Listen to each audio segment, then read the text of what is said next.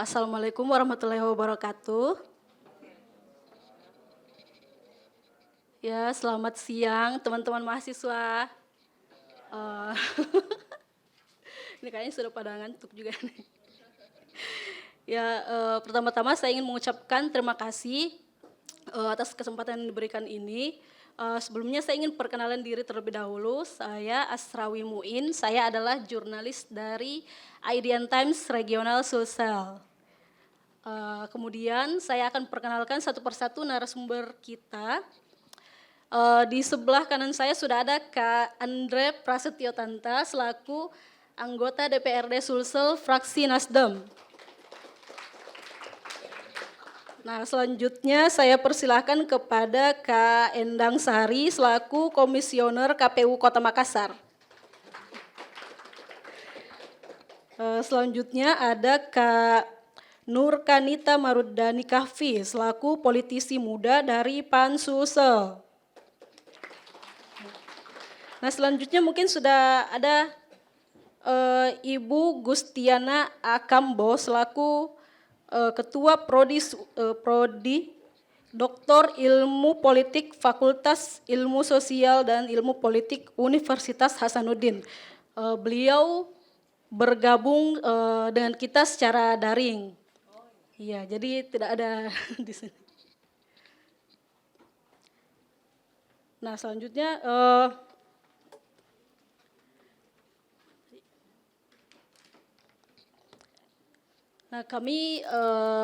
kita akan ke depannya untuk berdiskusi bersama terkait tema yang kita angkat hari ini, yaitu Gen Z, suara Gen Z dan isu lingkungan di pemilu 2024. Nah, kenapa kami mengambil tema itu? Karena Gen Z, seperti yang kita tahu, Gen Z itu adalah kelompok masyarakat yang berusia 17 sampai 24 tahun. Nah, mereka ini memegang peranan cukup penting di pemilu 2024 nanti. Soalnya porsi pemilihnya itu cukup besar dibanding dengan kelompok-kelompok usia lainnya. Nah, Gen Z juga dianggap sebagai generasi pembawa perubahan dengan ciri khas digital native yang melihat dunia dengan cara baru melalui teknologi. Jadi kayak Gen Z itu lekat sekali dengan perkembangan teknologi informasi yang ada saat ini. Nah, jadi mereka juga dicirikan dengan memiliki langkah progresif. Nah, untuk itu kita ingin berdiskusi lebih lanjut seperti apa sih suara Gen Z di pemilu 2024 nanti. Kemudian ada juga isu lingkungan yang kita akan bahas bersama dengan para narasumber yang kompeten ini di bidangnya masing-masing. Nah, mungkin untuk pertama kita langsung saja ke sesi diskusinya. Itu saya akan bertanya terlebih dahulu terkait ke Kak Endang mungkin ya pertama. Soal mungkin ini sudah sering saya tanyakan tapi kita tanyakan berkali-kali lagi. Bagaimana sih sebenarnya potensi pemilih Gen Z di Indonesia lah khususnya secara umum? Baik, terima kasih. Assalamualaikum warahmatullahi wabarakatuh. Selamat siang, salam sejahtera untuk kita semua. Om Swastiastu, Namo Buddhaya, salam kebajikan. Langsung merespon saja teman-teman, para pembicara dan juga teman-teman yang saya hormati. Terkait dengan potensi pemilih Gen Z, saya kira kalau kita lihat data yang bisa kita konfirmasi saat ini itu masih data BPS ya. Kenapa? Karena KPU baru selesai melakukan pencocokan dan penelitian data pemilih per kemarin tanggal 14. Jadi penyusunan daftar pemilih sementara itu masih sementara akan dilaksanakan, dan artinya data yang kemudian bisa kami sampaikan itu adalah data ketika kita berpedoman pada data hasil survei BPS di tahun 2020 bahwa pemilih Gen Z itu usia Gen Z itu ada sampai 27,94%. Kalau digabung dengan milenial, itu benar tadi disampaikan 54% Pak ya, 54% dari total populasi masyarakat Indonesia.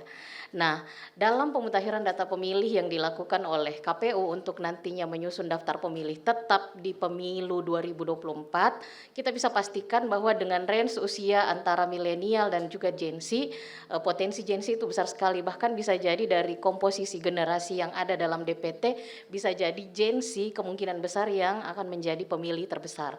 Jadi itu ceruk pemilih terbesar yang akan jadi pusat perebutan suara di pemilu 2024. Nah, Gen Z pemilih muda ini kan umumnya biasa cenderung dengan golput ya. Nah, kita lihat di sini ada data LSI pada Pilpres 2019 lalu menyebutkan bahwa 19,24% angka golput di Pilpres saat itu. Nah, angka ini kan cenderung tinggi pada pasca reformasi. Nah, mungkin kalau dari KPU, bagaimana cara untuk menekan angka golput itu? Ya, bagaimana menekan angka golput? Golput itu memang adalah persoalan yang selalu jadi problematika tersendiri ketika kita melaksanakan baik itu pemilu maupun pilkada. Nah, dalam menekan golput itu yang pertama tentu kami harus petakan kenapa orang sampai golput. Nah, hasil pemetaan KPU itu kita bisa pilah bahwa ternyata tipe-tipe golput itu ada banyak. Jadi yang pertama mereka golput karena mereka secara administratif. Jadi golputnya itu yang pertama karena administratif, kemudian yang kedua karena apatis, dan yang ketiga karena apolitis. Nah, golput administratif adalah mereka yang sebenarnya mau menggunakan hak pilihnya, hanya saja secara administratif mereka tidak bersyarat. Kenapa? Mungkin tidak punya KTP elektronik. Sudah berusia 17 tahun atau sudah menikah, tetapi belum memiliki KTP elektronik. Kemudian sementara alat verifikasi di TPS itu pasti akan menggunakan KTP elektronik. Kemudian yang kedua ya mereka yang kemudian golput secara apatis. Nah, kelompok-kelompok ini biasanya pada pemilih-pemilih muda yang menganggap bahwa proses politik itu adalah sebuah hal yang jauh dari kehidupan sehari-hari mereka. Politik itu adalah urusan orang tua, sementara generasi Gen Z seperti ini atau pemilih yang menganggap apatis itu ya bagi mereka politik itu jauh, jadi tidak usah memberikan hak suara karena bagi mereka menganggap ini tidak penting dan tidak akan mempengaruhi kehidupan langsung dari mereka. Makanya mereka memilih jangan deh misalnya menggunakan hak pilih misalnya seperti itu. Jadi karena kelompoknya apatis tadi, pemilu tidak akan merubah nasibnya menurut mereka. Padahal kan sebenarnya tidak seperti itu. Nah, kemudian yang ketiga adalah mereka yang apolitis. Apolitis itu karena mereka melihat bahwa sistem politik yang ada itu tidak menawarkan kandidat yang merupakan representasi dari apa yang menjadi pikiran politik mereka. Jadi gagasan-gagasan politik mereka, apa yang kemudian menjadi kepentingan mereka, mereka lihat pada kandidat yang ada yang ditawarkan oleh partai politik itu tidak merepresentasikan apa yang menjadi kepentingan mereka, makanya mereka memilih apolitis. Saya tidak memilih dan tidak punya pilihan politik karena pilihannya tidak menyentuh apa yang menjadi kepentingan dari pihak yang memilih untuk golput yang apolitis tadi. Jadi itu tiga hal. Nah, yang harus sebenarnya kalau administratif itu tanggung jawab KPU. Kami harus memastikan ketika menyusun daftar pemilih tetap bahwa Gen Z ataupun pemilih yang belum memiliki KTP elektronik itu segera melengkapi KTP elektroniknya. Makanya kami banyak melakukan kegiatan KPU Goes to School, KPU Goes to Campus, mengisi kegiatan diskusi seperti ini. Kami merasa penting untuk mengingatkan kepada teman-teman khususnya Gen Z ini bahwa ketika kalian berusia 17 tahun, maka hak sebagai warga negara itu sebenarnya sudah diberikan oleh negara. Bisa memilih sendiri pemimpin dan menentukan arah politik negeri ini. Tapi alat verifikasinya itu adalah Anda harus terdaftar sebagai penduduk secara resmi, yaitu punya KTP elektronik. Nah itu yang kami sampaikan ke adik-adik kita di SMA, kemudian di kampus-kampus karena banyak juga usianya sudah 20, 21 tapi belum mengurus KTP elektroniknya. Nah itu penting dan juga kami memastikan dalam pencocokan dan penelitian data pemilih yang dilakukan oleh KPU agar itu bisa seakurat mungkin sehingga tidak ada warga negara yang sebenarnya bersyarat untuk menjadi pemilih lantas tidak bisa menggunakan hak pilihnya karena tidak bisa masuk dalam DPT. Walaupun nanti verifikasi di TPS itu tetap adalah punya KTPL. Kalau punya KTPL itu berarti bisa tetap menggunakan hak pilihnya. Nah itu. Nah yang kedua soal yang apatis tadi, mengenai golput yang apatis tadi, ini kita memang harus banyak dialog sepertinya. Karena banyak juga generasi muda kita, pemilih pemula kita, yang kemudian menganggap bahwa proses politik itu adalah ajang mereka menyampaikan protesnya. Jadi mereka ini cerdas, mereka tahu bagaimana sebenarnya sistem politik, arah politik kandidat yang muncul. Tetapi kemudian mereka sudah menganggap bahwa politik dan pemilu itu tidak akan merubah hidup mereka, kehidupan sehari-harinya. Makanya kita kayaknya harus butuh banyak diskusi dengan pemilih dengan tipe seperti ini. Mengapa? Karena seperti saya yakin kita sadar bersama bahwa tidak ada hal yang luput dari politik selama itu mengatur hajat hidup orang banyak. Mengatur aktivitas kita di ruang publik itu semua lewat kebijakan yang keluar dari proses politik. Seragam yang kita gunakan ketika kuliah misalnya, apakah harus berpakaian bebas atau pakai seragam misalnya, atau beasiswa untuk mahasiswa, berapa alokasi yang diberikan oleh pemerintah dalam APBN maupun APBD-nya, bagaimana ruang publik yang ramah bagi generasi muda yang kemudian ingin mengaktualisasikan dirinya, bagaimana fasilitas wifi gratis misalnya di seluruh kota, menunjang konektivitas jaringan untuk aktivitas teknologi komunikasi informasi yang tidak bisa lepas dari Gen Z misalnya, aksi-aksi digitalnya. Saya kira itu semua lewat lahir dari yang namanya kebijakan politik. Dan tidak bisa kemudian hal-hal seperti itu kemudian dianggap bahwa politik itu jauh dari kehidupan pemilih yang tadi memilih apatis tadi. Karena ya mulai kita bangun pagi sampai tidur lagi, itu semua diatur oleh kebijakan politik. Apa yang dihidangkan di meja makan kita, berapa beasiswa untuk mahasiswa, berapa lapangan kerja yang kemudian menjadi komitmen negara pada angkatan kerjanya, kemudian berapa pajak dari setiap belanja online kita atau belanja kehidupan sehari-hari kita, itu semua lewat keputusan politik. Nah, artinya bahwa tidak ada jalan bahwa kita menganggap bahwa hasil dari proses politik dalam hal ini pemilu lantas itu berjarak dengan kehidupan sehari-hari kita. Makanya kami aktif dan sangat merespon ketika kemudian ada tawaran seperti ini untuk diajak diskusi, kemudian menyampaikan bersama dengan teman-teman Gen Z dan juga milenial bahwa kayaknya kita harus diskusi banyak soal ini. Karena bicara soal politik itu bukan hanya bicara soal bagaimana mendapatkan, meraih, mempertahankan kekuasaan dengan cara apapun ya, itu kan pikirannya sebagian besar orang. Tidak, politik saya kira tidak sesederhana itu. Politik kalau menurut Aristoteles adalah jalan untuk mewujudkan kebaikan-kebaikan bersama. Dan ini adalah pertarungan bagi semua kepentingan, bagaimana kebijakan publik itu dirumuskan. Bagaimana hajat hidup orang banyak itu akan diputuskan dan tidak ada jalannya selain lewat jalur politik. Karena hanya lewat jalur politik dalam hal ini pemilu yang kemudian dilegalisasi oleh negara, dinaungi oleh konstitusi, dibiarkan orang berkonflik dalam pemilu tersebut untuk memperebutkan suara rakyat, dan kemudian lewat proses itu selama 5 tahun, satu kali dalam 5 tahun, negara ini akan ditentukan, hajat hidup orang banyak akan ditentukan, komitmen pada postur APBN dan APBD itu akan ditentukan. Bagaimana pelayanan kesehatan, bagaimana arah pendidikan kita, bagaimana lapangan kerja ke depannya, bagaimana sistem transportasi kita yang kemudian juga memperhatikan isu-isu lingkungan, bagaimana CSR dari lembaga, semuanya diputuskan dalam kebijakan politik. Itu sebabnya kemudian kenapa bicara politik berarti kita bicara tentang kehidupan sehari-hari kita. Bicara politik adalah bicara soal semua kelompok harus diwadahi kebijakan publik yang kemudian menjadi kebaikan bersama bagi semuanya. Artinya tidak ada yang ditinggalkan. Artinya kebijakan bukan hanya berpihak pada mereka yang mayoritas, tapi juga tentu harus memperhatikan apa yang menjadi kepentingan dari minoritas, karena ya negara harus hadir untuk melindungi semuanya, seluruh tumpah darah Indonesia. Makanya saya kira tidak ada jalan untuk golput dan apatis dalam proses politik. Kemudian yang ketiga tadi ya apolitis tadi, saya kira kalau mengenai golput yang apolitis, saya kira kita harus koreksi sama-sama bahwa ada persoalan besar pada sistem politik kita yang kemudian ada kelompok yang memilih menjaga jarak dengan proses politik karena kecewa pada sistem politik yang terjadi.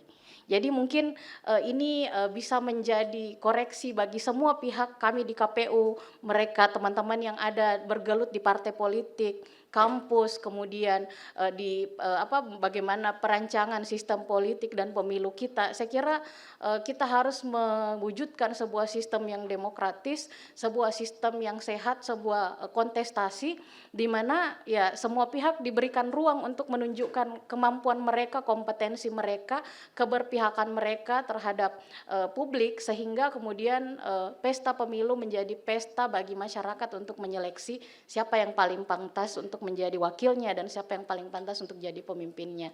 Dan persoalan apolitis tadi saya kira ya memang masyarakat rindu pada figur-figur yang kemudian bisa memberikan jaminan bahwa mereka pantas untuk menjadi wakil maupun mereka pantas untuk jadi pemimpin. Saya kira ini kerinduan dari kelompok-kelompok yang tercerahkan, yang cerdas, yang sangat mengerti, tetapi kemudian golput mereka itu karena mereka sedang protes saja pada sistem pemilu. Tapi tentu kami di KPU kami berharap bahwa ngambeknya jangan lama.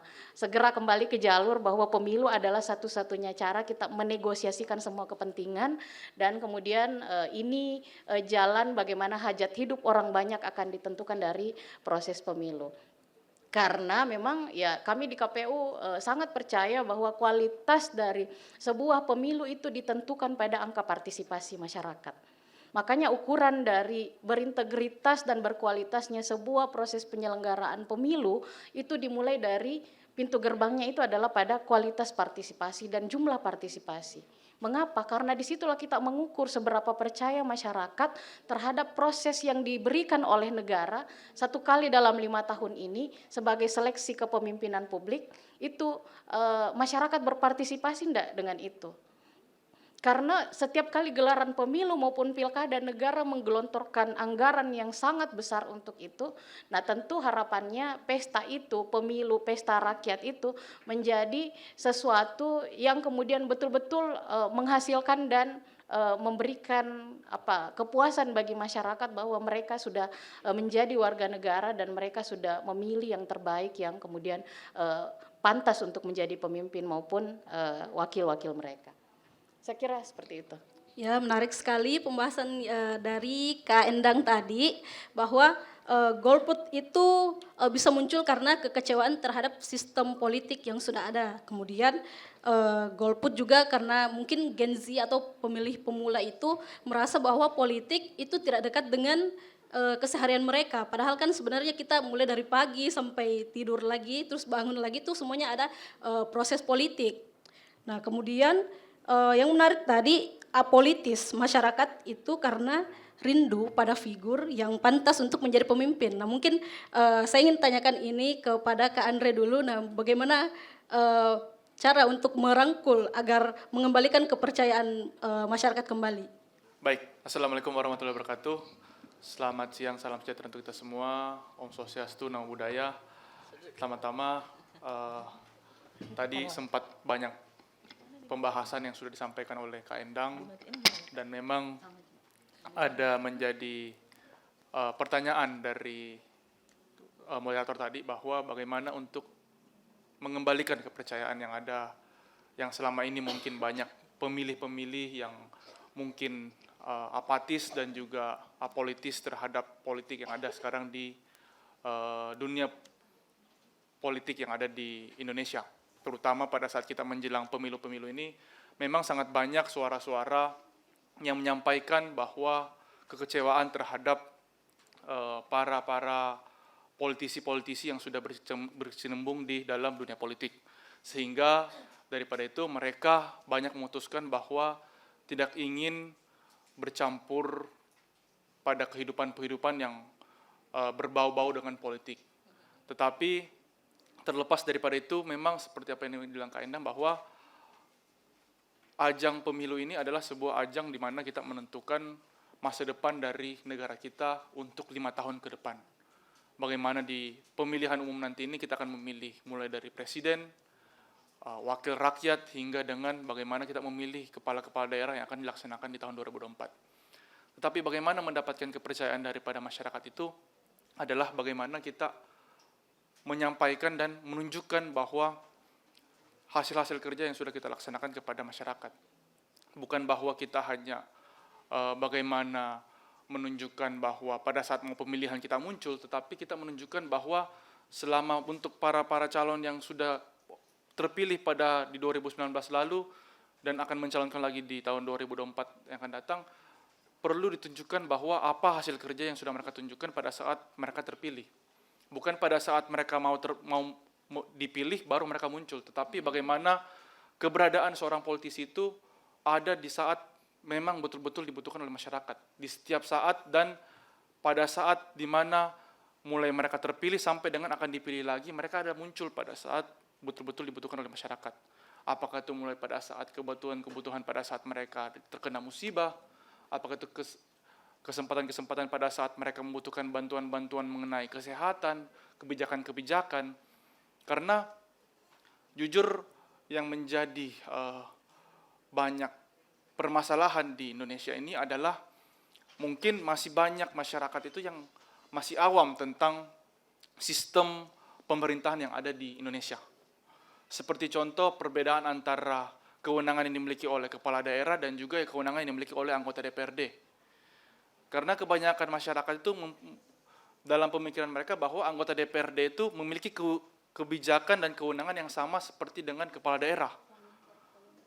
Sehingga ini yang menyebabkan bahwa banyak pemilih yang menganggap bahwa pada saat mereka memilih anggota DPRD atau perwakilan mereka, saat sudah terpilih, itu suara-suara mereka tidak terayomi karena beberapa penyampaian-penyampaian yang mereka melakukan tidak dapat direalisasi.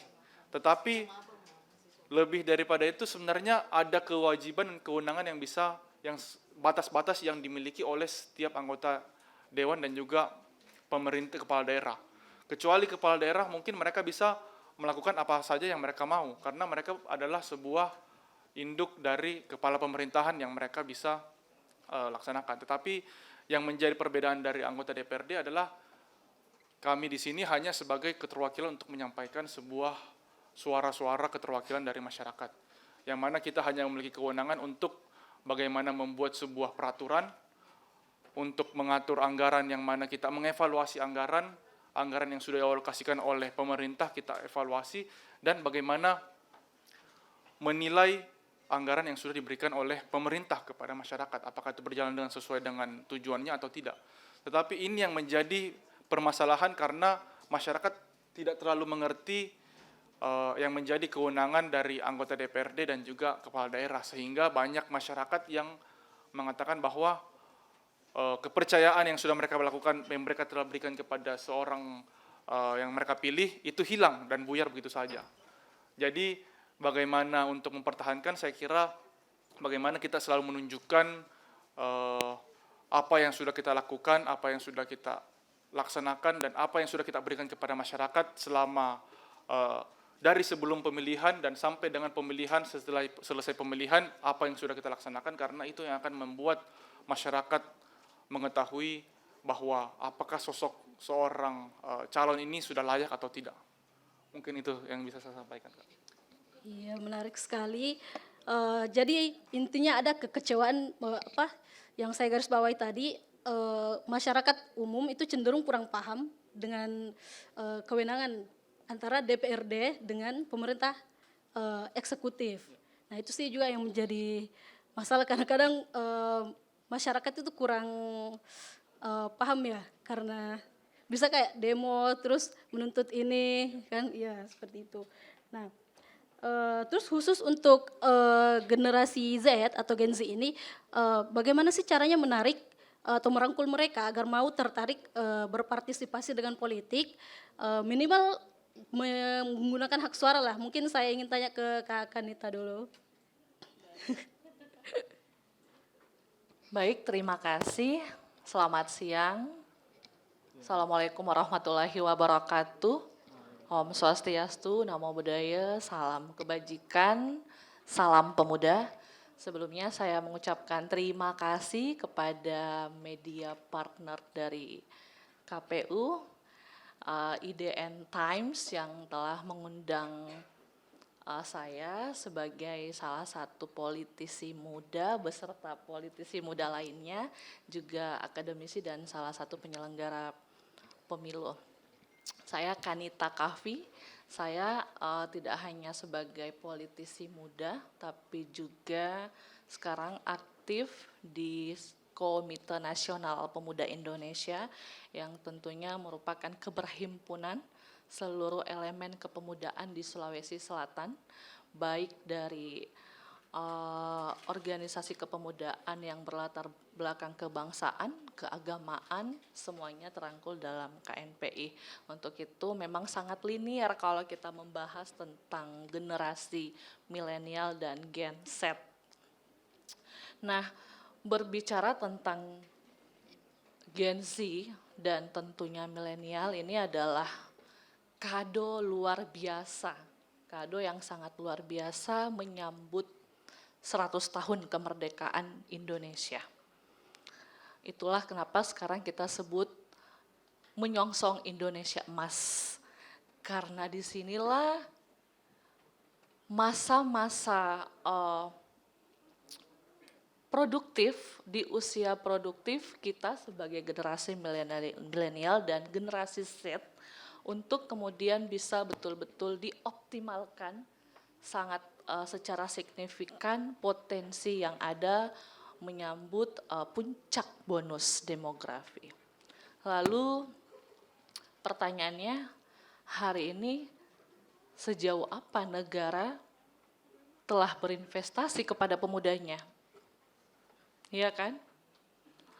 Apalagi kalau kita mau mengaitkan terkait lingkungan, terkait partisipasi pemilu, karena hari ini teman-teman semua, adik-adik mahasiswa, kita tengah mengalami pergeseran standar sebenarnya. Bagaimana generasi Z kita mendefinisikan mereka, mereka semua ini punya standar sosial, standar moral dalam memotret memotret momentum demokrasi ke depan, dalam hal ini pemilu 2024. Dengan era disrupsi hari ini kita berada di tengah-tengah alam metaverse yang semuanya itu kita dalam keseharian kehidupan kita itu sudah terumuskan secara teknologi yang berbasis digital. Misalkan kita berbicara pemilu, ya mana ada teman-teman hari ini yang mau misalkan dengan proses demokrasi kita untuk menuju mentransformasikan kepemimpinan yang ideal di masa depan, karena ini momentumnya anak muda, bonus demografi. Mana ada sekarang Gen Z yang mau panas-panasan di TPS, ada nggak? Nunggu sampai siang sampai sore. Bahkan yang ada hari ini kita dipertontonkan flashback pemilu kemarin, banyak penyelenggara pemilu yang menjadi korban. Nah, ini yang menjadi tugas dari penyelenggara pemilu untuk mengevaluasi dan melihat bahwa sekarang standar sosial teman-teman mengenai pemilu itu sudah berbeda dengan adanya alam metaverse hari ini. Kalau mungkin di Eropa, di Amerika mungkin misalkan, sekarang sudah memakai sistem e-voting misalkan. Mereka memilih karena kita adalah negara demokrasi, mendaulatkan kedaulatan tertinggi ada di tangan rakyat, sehingga kita, tapi negara belum mewajibkan. Bunyinya dalam konstitusi itu bukan mewajibkan, tapi kita berpartisipasi untuk memberikan hak suara kita dalam memilih pemimpin masa depan. Nah, sekarang e-voting. Anak-anak sekarang lewat digital. Generasi Z, milenial sekarang mereka aktivitas kehidupannya melalui digital. Nah, ini mungkin yang perlu ada inovasi, ada elaborasi yang dilakukan oleh penyelenggara dan tentunya dari pihak akademisi memberikan terobosan seperti itu tentang bagaimana sih idealnya teman-teman bisa berpartisipasi aktif dalam pemilu. Seperti itu. Nah, yang kedua adalah tadi kita menyinggung tentang trust kita kepada kandidat. Nah, dalam kontestasi pemilu memang ada dua hal. Apakah kita sebagai pemuda terjun dalam gelanggang sebagai peserta kontestasi pemilu itu sendiri, ataukah kita adalah bagian dari yang mensukseskan penyelenggaraan pemilu itu sendiri. Nah, kalau anak-anak muda, mahasiswa hari ini tentunya kita nggak ambil bagian ya, apalagi teman-teman sospol yang memang passionnya di dunia politik. Nah, kalau misalkan kita bicara tentang distrust dan trustnya kita kepada kontestasi pemilu misalkan, pileg ataupun pilkada, saya pikir ini hal yang sangat mudah sekarang. Anak-anak muda dengan kecekatan sosial medianya misalkan, dia bisa mengakses figur-figur yang menurutnya cocok dan betul-betul rasional untuk kita pilih. Ya enggak? Jadi kita lebih open-minded, lebih tidak ada dunia tipu-tipu dengan pencitraan lagi, ya enggak? Kita bisa tahu rekam jejak atau track recordnya si kandidat A misalkan. Walaupun dia punya sejuta prestasi, track recordnya bagus, tapi dia pernah terkendala dengan penyimpangan hukum, penyimpangan sosial, moral, kan kita bisa mengetahui itu dengan cepat dengan adanya teknologi yang begitu masif sekarang. Jadi kalau saya partisipasi anak muda hari ini adalah harga mati. Kenapa? Karena kemajuan pembangunan khususnya mungkin di Sulawesi Selatan yang mengetahui, yang bisa mengisi kepemimpinan di Sulawesi Selatan itu adalah momentumnya anak-anak muda sekarang. Salah satunya adalah samping kiri saya. Sekarang dia generasi Z, iya, menuju milenial kayaknya, transisi milenial. Dia salah satu representasi kita di DPRD Provinsi Sulsel hari ini. Dan ini sudah dibuktikan bukan hanya di dunia legislatif ya, tapi mulai dari ranah paling dasar kepemimpinan RT, RW, kepala desa, sampai bupati, bahkan sekarang sudah diisi oleh kaulah muda. Dan tentunya Indonesia sekarang sudah sangat ramah dengan perspektif gendernya. Jadi ini adalah kesempatan untuk kita semua harga mati, kita tidak berpartisipasi dalam kontestasi demokrasi ke depan. Intinya adalah kita memang butuh ada kolaborasi yang lebih konkret lagi antara penyelenggara dengan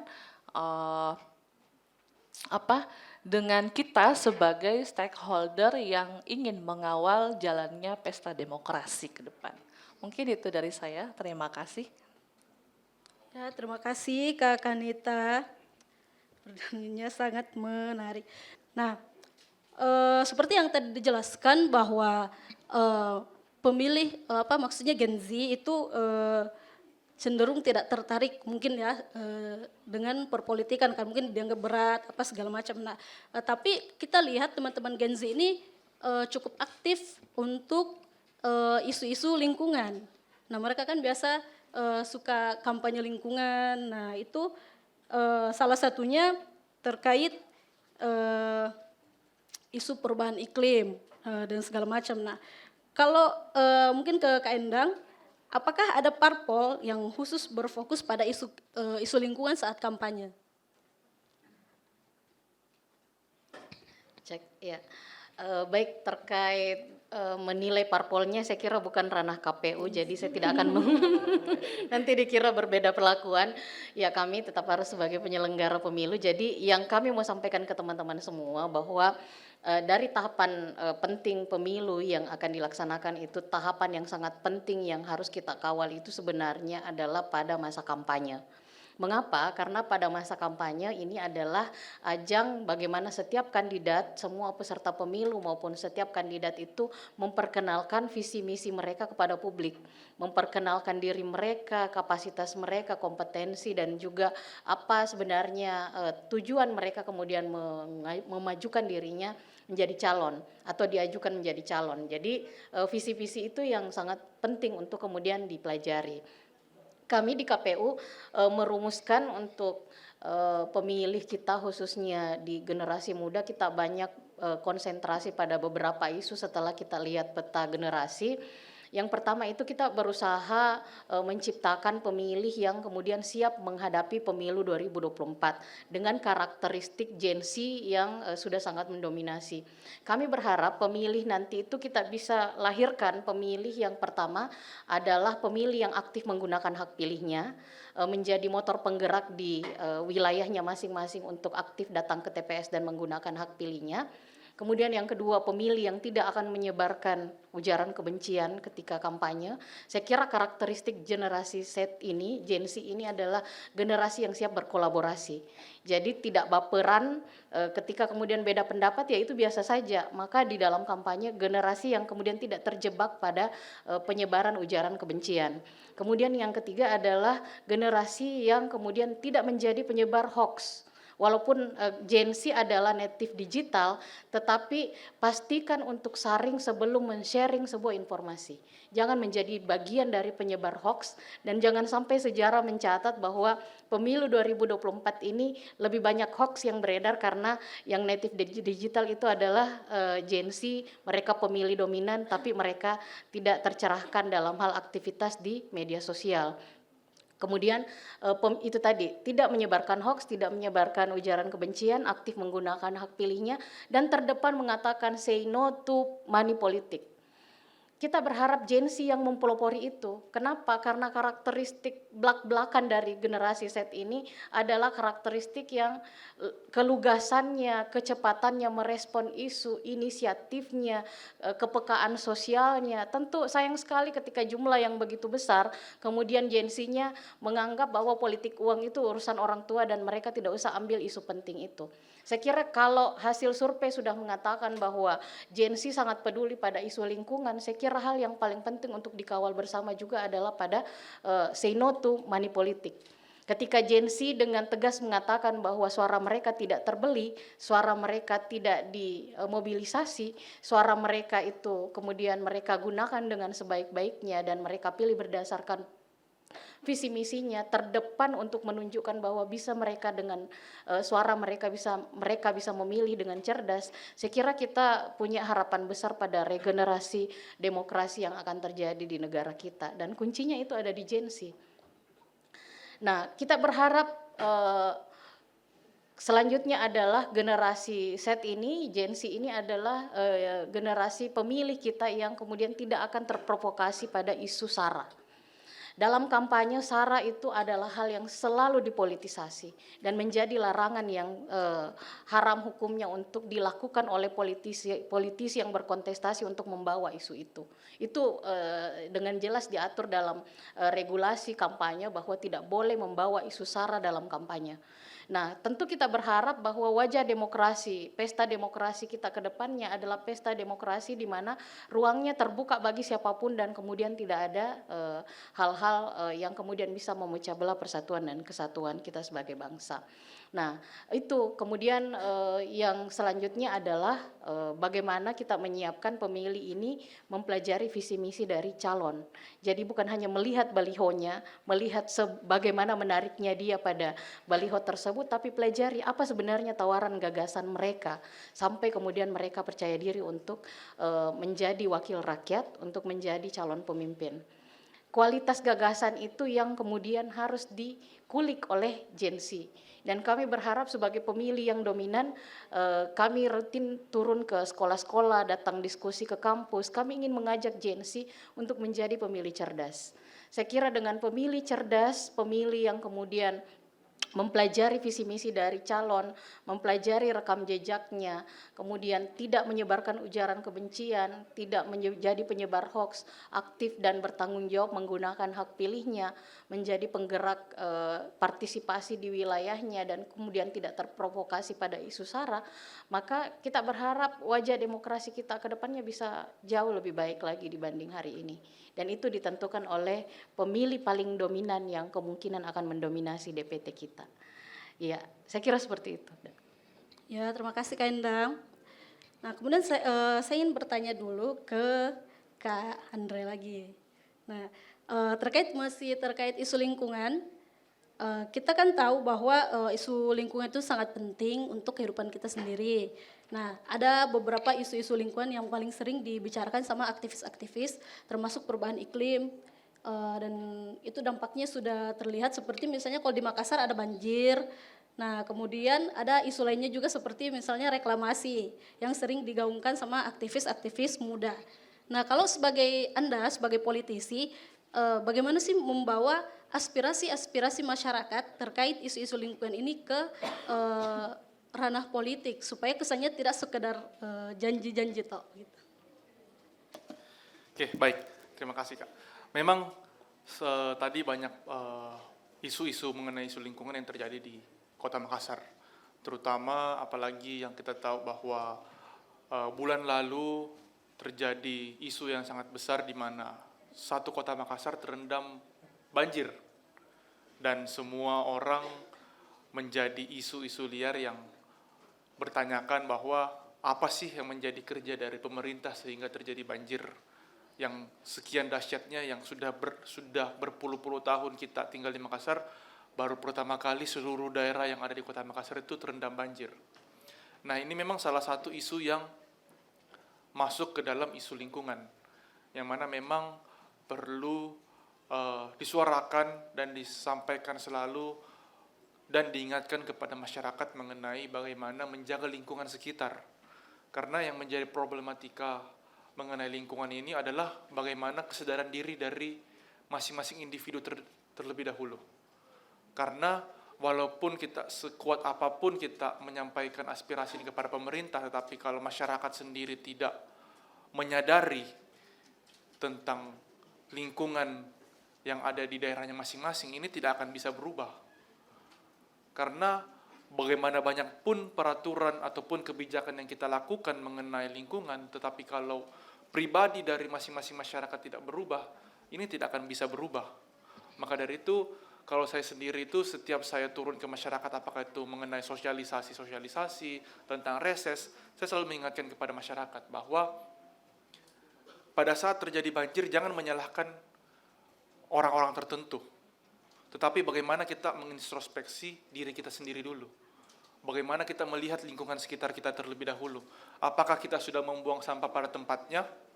Apakah kita sudah bekerja sama-sama dalam mengenai kebersihan lingkungan kita?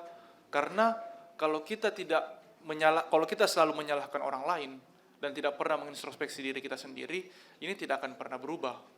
Karena apa yang terjadi di Makassar sekarang ini yang saya lihat adalah bagaimana masih banyaknya sampah-sampah yang dibiarkan dibuang begitu saja tanpa dibuang di tempatnya sendiri, sehingga banjir ini datang karena sampah-sampah itu menjadi penyebab ketersumbatannya saluran-saluran yang ada di daerah kita masing-masing, sehingga memang diperlukannya bagaimana pensosialisasian dan reminder kepada seluruh elemen masyarakat agar bagaimana kita sama-sama menjaga lingkungan yang ada di daerah tempat tinggal kita. Bagaimana kita siapkan tempat sampah untuk kalau ada orang yang datang di daerah kita bisa buang sampah pada tempatnya. Bagaimana kita mengingatkan kepada seluruh lurah, camat untuk bagaimana selalu pada saat kita sudah membayar iuran sampah itu ya diangkut oleh petugas sampah. Tetapi bagaimana kesadaran diri dari kita sendiri, bagaimana untuk membuang sampah itu pada tempatnya terlebih dahulu. Karena kalau kita mau buang sampah pada sembarangan, di tempat sembarangan, bukan pada tempatnya, siapa yang mau membersihkan? Siapa yang akan mengangkut sampah tersebut? Berapa banyak orang yang harus disediakan untuk menjadi pembersih jalanan, pembersih saluran, dan lain-lain. Ini dibutuhkan kesadaran diri dari masing-masing individu terlebih dahulu.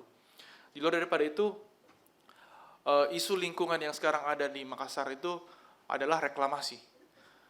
Ada 2 reklamasi yang kemarin saya sempat soroti yang terjadi menyebabkan kota Makassar ini menjadi keadaan darurat.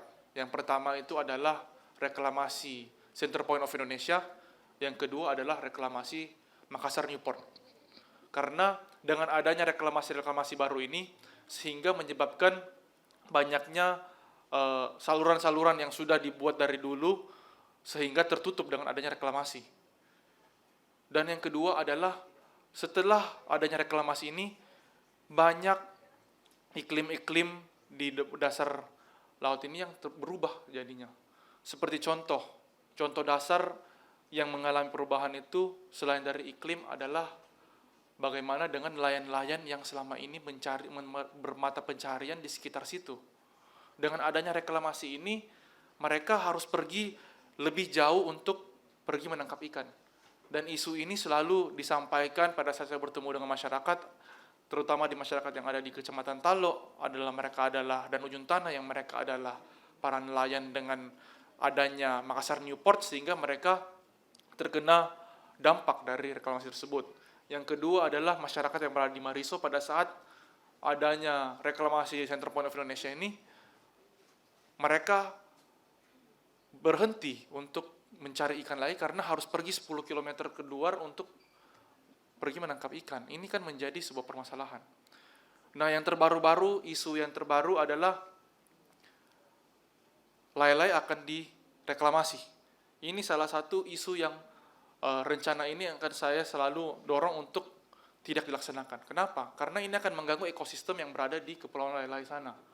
Dengan adanya reklamasi, ini akan mengganggu ekosistem dan juga lingkungan dan juga sistem mata pencaharian masyarakat yang ada di sana.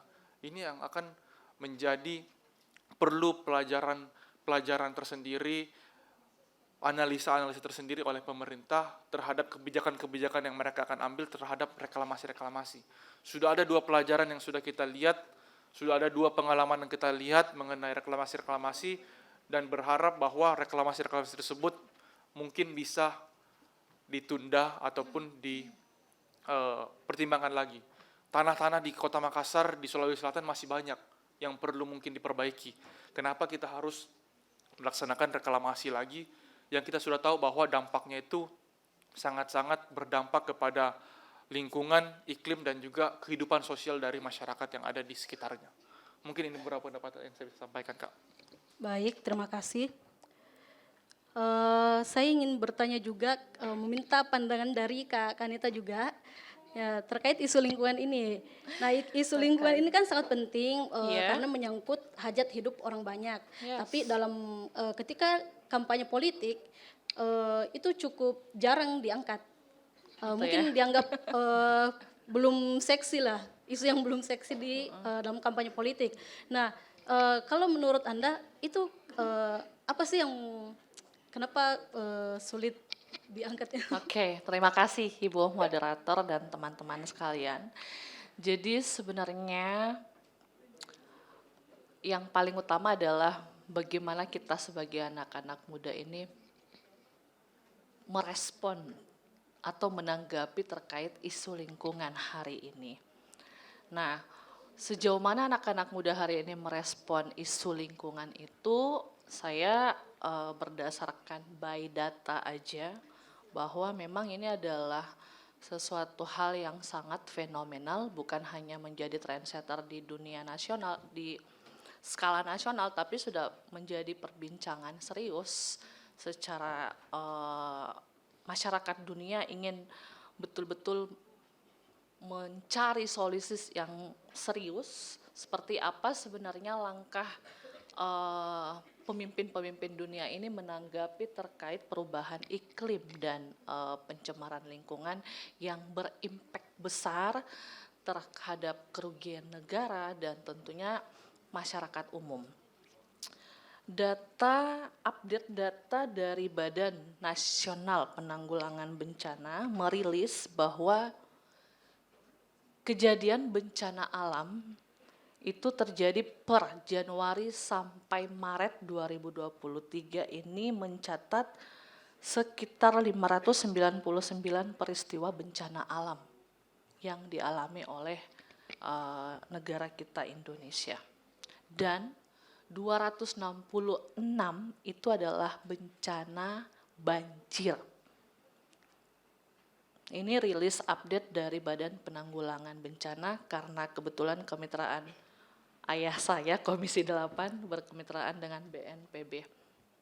Nah, pertanyaannya adalah sekarang apakah kehadiran atau keberadaan anak-anak muda ini sudah menyuarakan narasi tentang pentingnya kepedulian kita terhadap lingkungan?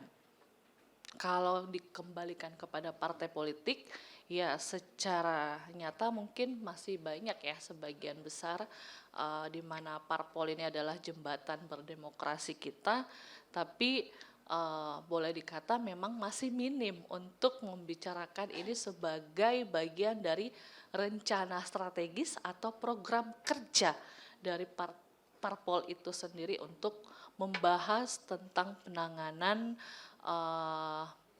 lingkungan dan pencemaran iklim. Jadi kalau kami tentunya menginginkan bahwa ke depan berbagai stakeholder dan variabel terpenting dalam hal ini adalah partai politik tentu harus mengangkat ini sebagai isu yang sangat trendsetter untuk kita memperkaya hasanah tentang pencemaran lingkungan misalkan. Dan kita menginginkan pemerintah tidak hanya memberikan solusi atau memperhatikan hanya dengan cukup penanaman pohon, melakukan penghijauan, karena saya pikir langkah-langkah ini sudah kita lakukan. Sudah banyak pemerhati lingkungan, komunitas-komunitas pemerhati lingkungan, paguyuban-paguyuban yang dirintis oleh anak-anak muda melakukan ini. Bahkan kita pernah juga kerjasama KNPI dengan berbagai organisasi kepemudaan, bekerja sama dengan Departemen Lingkungan Hidup untuk melakukan penanaman penghijauan. Tapi kalau saya, tugas pemerintah harus lebih besar lagi, bukan hanya pada wilayah penanaman pohon. Saya pikir itu netizen, masyarakat umum bisa melakukan itu. Tapi yang terpenting adalah kita menginginkan ada dalam bentuk kebijakan pemerintah yang memberikan narasi khusus tentang penanganan, pencegahan dan perbaikan lingkungan hidup hari ini dituangkan dalam bentuk regulasi misalkan sampai pada infrastruktur terbawah.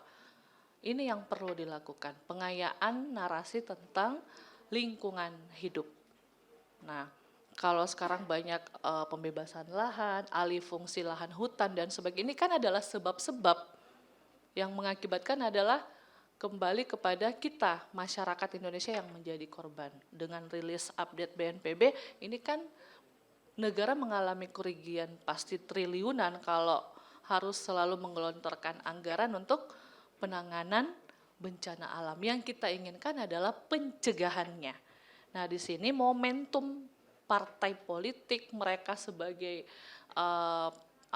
sarana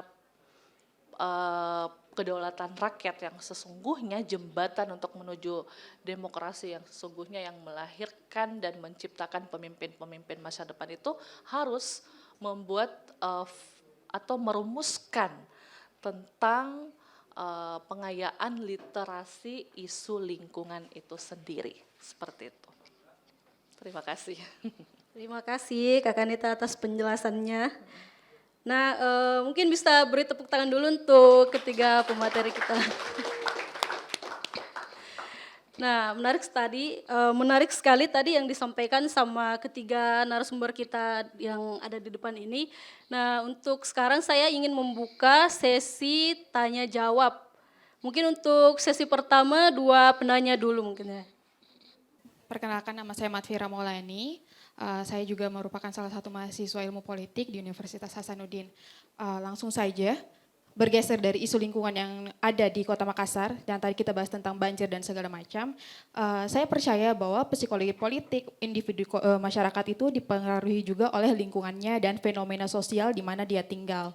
Nah, pertanyaan saya, mewakili kaula muda di zaman yang katanya metaverse dan menuju 5.0 ini, bagaimana sih strategi politik atau pendekatan yang baik untuk menggait partisipasi politik Gen Z yang tadi cenderung apatis dan pasif, terutama bagi masyarakat yang berdomisili di daerah kepulauan di Kota Makassar, misalnya kayak gugusan pulau-pulau Spermonde, contohnya salah satunya itu Pulau Lumu-Lumu, di mana di sana itu akses informasinya terbatas, jadi kayak mereka itu kurang info terkait politik, dan mereka itu pasti juga dipengaruhi oleh fenomena sosial yang tadi tentang CPU itu.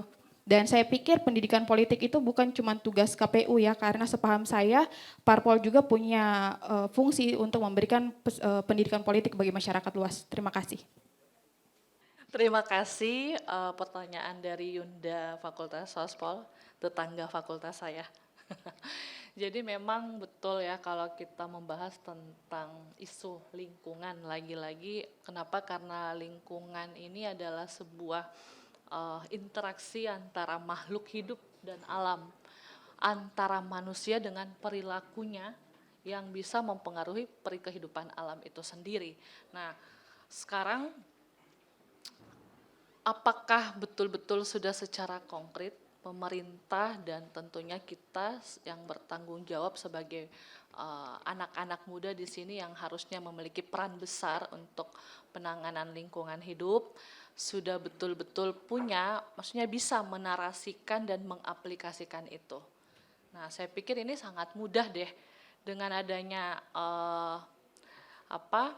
teknologi yang berbasis digital hari ini, mau kita mengakses sampai ke pelosok desa, pulau manapun, sekarang sangat mudah. Tidak perlu lagi kita melakukan turun kajian, turun asesmen. Saya pikir langkah yang praktis adalah dengan menggunakan gadget sosial media kita, menyampaikan seperti apa pertumbuhan dari ekosistem laut misalkan, atau ekosistem di darat yang bisa mempengaruhi kehidupan masyarakat seperti itu. Nah, di alam metaverse ini misalkan kan kita bisa mensosialisasikan, mengaplikasikan apa sebenarnya yang bisa memberikan perlindungan kepada ekosistem lingkungan kita seperti itu. Nah, tentunya lagi-lagi memang perlu kita merumuskan kebijakan yang pro lingkungan di sekitar kita. Nah, belum ada poin yang paling mendasar menurut saya ya, poin yang paling mendasar untuk kemungkinan bisa menggerakkan potensi-potensi anak muda yang betul-betul menjadi pemerintah dalam hal ini menggunakan payung hukumnya untuk memberikan untuk mengekspansi kebijakan tersebut. Ini murni dari gagasan atau ide-ide para pemerhati lingkungan hari ini, dan menurut saya perlu memang pemangku kebijakan ini hadir duduk bersama dengan para pemerhati lingkungan hidup untuk membicarakan apa sih sebenarnya yang bisa betul-betul memberikan kelestarian lingkungan yang jauh dari pencegahan bencana-bencana tersebut. Ini. Kemudian berikutnya, ya memang pemerintah hari ini masih sibuk sih dengan hal-hal yang menurut saya belum mendasar, belum ada wacana yang menjadi dasar keutamaan untuk mendorong tentang perubahan iklim itu sendiri. Ini yang perlu jadi perhatian kita semua. Contoh misalkan di Sulawesi Selatan misalkan Vale ya, PT Vale yang sekarang diperdebatkan oleh pemerintah, DPR, eksekutif terkait kewenangan pengalihan pengelolaan. Nah, kita masih berselancar pada persoalan penanganan pengelolaan aset yang akan menjadi aset pemerintah provinsi. Kenapa kita tidak membahas bagaimana dengan lahan nikel industri yang terbesar ratusan hektar itu di Valley ini bisa memberikan dampak bencana alam misalkan ke depannya. Ini belum ada yang mengangkat, belum ada yang meriset terkait industri-industri yang ada di Sulawesi Selatan yang memberikan impact besar terhadap bencana alam ke depannya. Daripada kita harus menyuarakan hal-hal yang menurut saya itu adalah kewenangan pemerintah. Mending kita lihat teman-teman coba meriset berbagai industri yang mungkin bisa memberikan impact besar terhadap pencemaran lingkungan misalkan. Dan kemudian kita mendorong itu, mengaspirasikan itu kepada pemangku kebijakan, kepada pemerintah, sehingga pemerintah juga punya dasar untuk kemudian merumuskan sebuah kebijakan yang betul ini lahir loh dari aspirasi masyarakat seperti itu. Nah, mungkin itu dari saya, Ibu Moderator. Terima kasih. Terima kasih kembali. Mungkin ada tambahan dari Kak Andre terkait pertanyaan dari Makfira tadi. Ya, baik. Kalau tadi pertanyaannya kan ada juga saya tanggapi mengenai masalah bagaimana strategi untuk mensosialisasikan kepada teman-teman yang mereka tempat tinggalnya jauh di pulau-pulauan dan mungkin pada saat itu mereka juga keterbatasan koneksi mengenai internet dan lain-lain sehingga mereka yang mana pada zaman sekarang Gen Z ini selalu bercenembung, berseluncur di dunia sosial media dan lain-lain, mereka yang memiliki keterbatasan itu, bagaimana mereka bisa ikut terlibat dalam mengenai isu-isu politik yang ada. Maka dari itu, memang kalau secara khusus, beberapa partai politik itu memiliki keterwakilan dari pengurus yang berada di daerah-daerah, di setiap daerah yang ada di manapun. Mereka mempunyai sampai di ranting, kecamatan, kelurahan yang menjadi keterwakilan dari pengurus partai yang mana itu menjadi jembatan untuk mensosialisasikan mengenai perpolitikan yang ada di Sulawesi Selatan. Mulai mensosialisasikan mulai dari pemilu sampai dengan mensosialisasikan mengenai isu-isu politik yang ada di daerah masing-masing. Nah, informasi-informasi ini terstruktur dan terorganisasi mulai dari atas sampai dengan ke bawah dan dari bawah ke atas. Jadi mereka bisa menyampaikan suara dari tempat mereka kepada pengurus sampai di kota dan dari kota sampai ke provinsi. Dan begitu juga sebaliknya, apa informasi yang berada di provinsi turun ke kota, dari ke kota turun ke kecamatan sampai dengan ke kelurahan, sehingga seluruh wilayah menjangkau dan mendapatkan informasi yang sama, terupdate, dan mereka mempunyai keistimewaan yang sama untuk mendapatkan informasi-informasi yang mereka mungkin perlukan untuk dapatkan bila mana mereka memiliki keterbatasan dalam akses internet. Mungkin itu saja mungkin yang saya tanggapi. Terima kasih. Ya, terima kasih atas jawabannya Kak Andre. Mungkin masih ada teman-teman yang mau bertanya lagi. Ya, silakan yang pakai topi.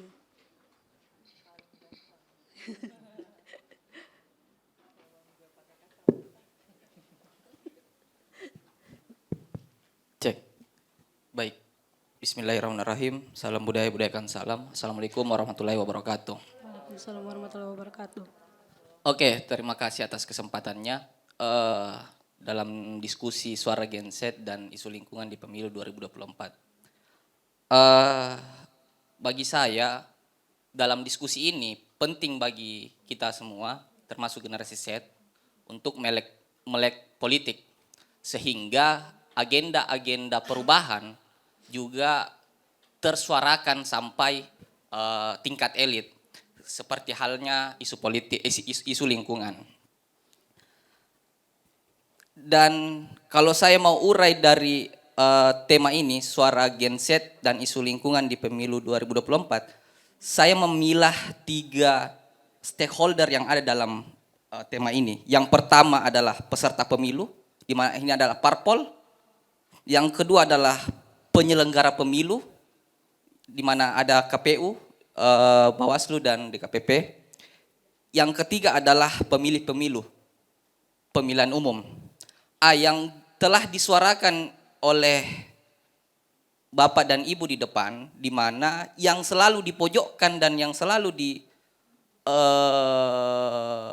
narasikan terkait pemilu, di mana partisipasi, hoax, money politik yang mudah diterima oleh generasi Z atau pemilih.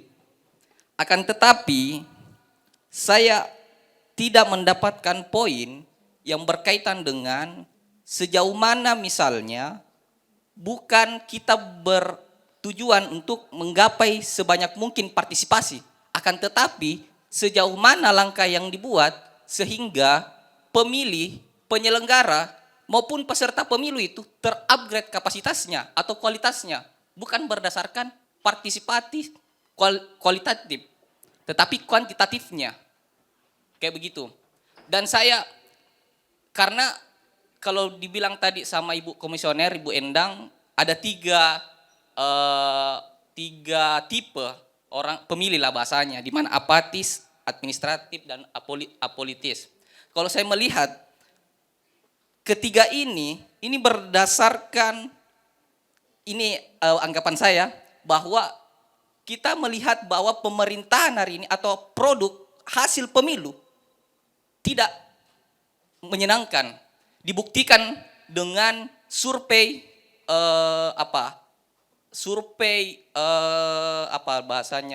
penyelenggara publik toh tidak sangat memuaskan, termasuk misalnya pemerintah daerah, presiden maupun DPR. Itu. Yang mau saya bilang, ketika kita melihat hasilnya, kita tidak boleh melihat hasilnya, kita harus melihat prosesnya. Karena saya berpikiran mesin begini. Saya berpikiran mesin di mana ada input, proses, dan output. Ketika outputnya bermasalah, dalam hal ini penyelenggaranya, yang dihasilkan nanti dalam pemilu, yakin ada proses yang mesti dicari jalan keluarnya sehingga output yang dihasilkan benar-benar bermutu misalnya. Karena saya memimpikan di mana proses yang dinantikan dalam proses pemilu nantinya, semacam di Yunani kuno ada agora, tempat berkumpul, saling berdebat, bertukar pikiran, menukar ide, bukan jas atau janji-janji yang hanya diutarakan yang sampai sekarang misalnya tidak ada. Kayak begitu, Kip. Yang menjadi pertanyaan saya adalah sejauh mana langkah, kebetulan yang di depan Bapak dan Ibu adalah bahasanya ada penyelenggara dan ada juga peserta pemilu misalnya kayak begitu, Ki. Sejauh mana penyelenggara pemilu membuat sistem yang bermutu sehingga menghasilkan juga hasil yang bermutu kayak begitu, Ki. Langkah-langkah apa saja yang sudah dibuat sehingga tidak mengejar partisipasinya tetapi kualitas pemilih. Karena itu yang penting. Yang kedua, sejauh mana juga peserta pemilu, dalam hal ini partai politik, membuat sistem atau langkah-langkah bukan hanya mengejar elektabilitas, akan tetapi kualitas dirinya juga. Kayak begitu, Ki. Bukan hanya elektabilitas keterpilihan semata, tetapi sejauh mana dia membuat dirinya di masyarakat, bagaimana saya bisa dipilih. Tetapi seharusnya pertanyaannya adalah kenapa di stop? Mungkin ditangkap, Ji, Bu moderator. Ya itu saja. Saya mau lihat secara luas dari segi penyelenggara dengan peserta pemilu, tahap-tahap atau sistem yang dibuat sehingga outputnya ini bermutu. Kayak begitu, Ki. Terima kasih. Assalamualaikum warahmatullahi wabarakatuh. Waalaikumsalam warahmatullahi wabarakatuh. Mungkin pertanyaannya bisa langsung dijawab sama Kak Endang. Ya, bagaimana pemilu kita melahirkan hasil yang bermutu. Oke, tadi memang saya sampaikan seperti ini bahwa ukuran keberhasilan pemilu kita pasti yang pertama kali itu diperhatikan adalah pada angka partisipasi. Karena ini soal kepercayaan publik pada proses yang kita jalankan, pada anggaran yang begitu besar yang kita keluarkan, dan pada pelibatan peserta yang begitu banyak dan semua mata, semua pikiran pasti akan tertuju pada satu hari dalam satu kali dalam 5 tahun tersebut. Tapi kenapa kami harus melakukan pendidikan pemilih? Kenapa KPU ada atau tidak adanya tahapan kami harus keliling dan melakukan pendidikan pemilih? Karena kami harus siapkan pemilih. Jadi tugas utama KPU sebelum dia melaksanakan tahapan step by step, yang pertama adalah menyiapkan pemilih terlebih dahulu.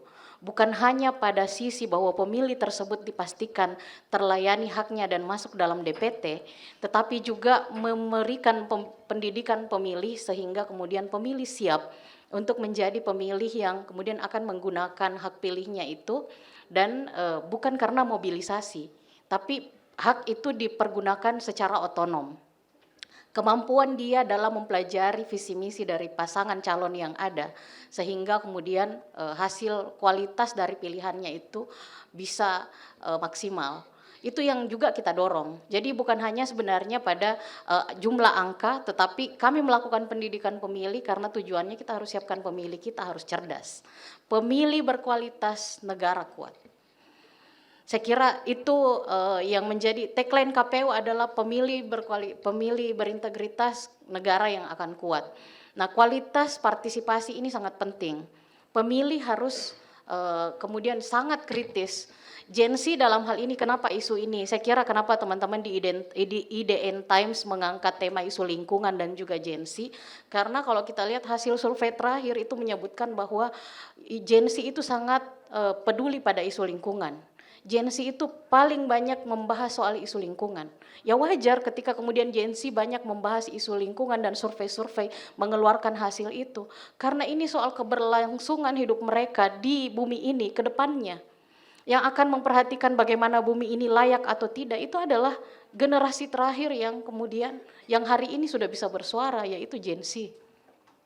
Maka isu perubahan iklim, isu terkait lingkungan itu pasti akan menjadi isu yang banyak dipikirkan oleh teman-teman Gen Z dan mendominasi wacana mereka. Sistem politik kita, Anda ingin meraih suara Gen Z, Anda harus tahu isu itu.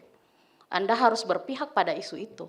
Karena sebagai penyelenggara kami siapkan sistemnya, kompetisi yang fair, yang sama bagi semua peserta pemilu, tidak ada yang dibedakan. Kemudian silahkan Anda tunjukkan kepada peserta Anda pantas enggak untuk dipilih, Anda pantas enggak untuk kemudian menjadi wakil atau pemimpin. Bukan kami yang seleksi, bukan penyelenggara yang seleksi, tapi pemilih yang akan menyeleksi itu, pemilih yang akan memberikan daulatnya dan memberikan wewenang mereka, menyerahkan wewenang mereka dalam bentuk daulat tadi, sehingga Anda punya wewenang untuk bikin kebijakan ketika Anda duduk nantinya. Nah, itu kenapa kemudian orientasi kami, perhatian besar kami itu kepada pemilih. Pemilih kita harus disiapkan. Dan saya kira pemilih cerdas itu posisinya sekarang ada di mana? Dia ada di Gen Z. Gen Z, teman-teman, saya kira ini adalah kita membahas diri teman-teman semua. Gen Z itu karakteristiknya dibandingkan dengan generasi milenial seperti kami. Gen Z itu pertama kecepatan. Kekuatan kecepatannya itu di atas rata-rata. Kemampuan berjejaring dengan cepat lewat gadget di tangan itu ada pada Gen Z. Kemampuan inovasi, kemampuan kreativitas, kemampuan untuk mengkonsolidasikan diri dengan cepat, kemampuan memahami isu dengan cepat. Kenapa? Karena semua bisa do it yourself. Semua bisa dilakukannya sendiri ketika dia buka Google, dia buka YouTube, apapun bisa dia pelajari dengan cepat. Kelebihan itu ada pada teman-teman Gen Z dan kemampuan kolaborasinya yang tidak bisa diprediksi. Ketika dia ingin belajar sesuatu, kalau generasi kami masih harus cari buku, kami harus ke perpustakaan, kami masih harus diskusi. Teman-teman Gen Z buka gadget.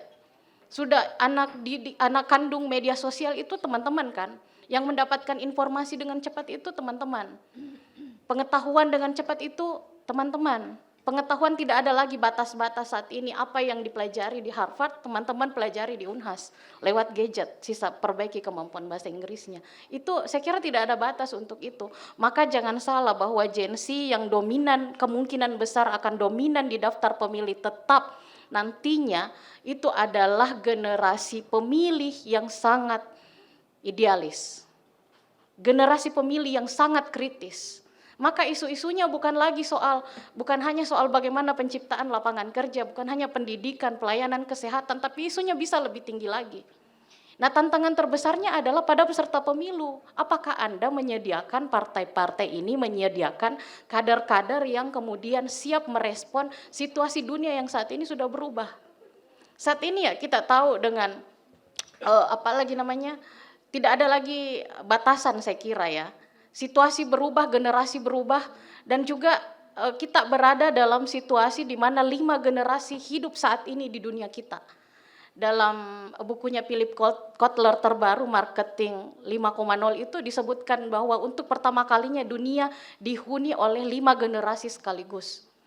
Dan itu saat ini, itu menuju pemilu 2024 kalau kita kontekskan dengan pemilu, di mana Gen Z adalah populasi terbesar.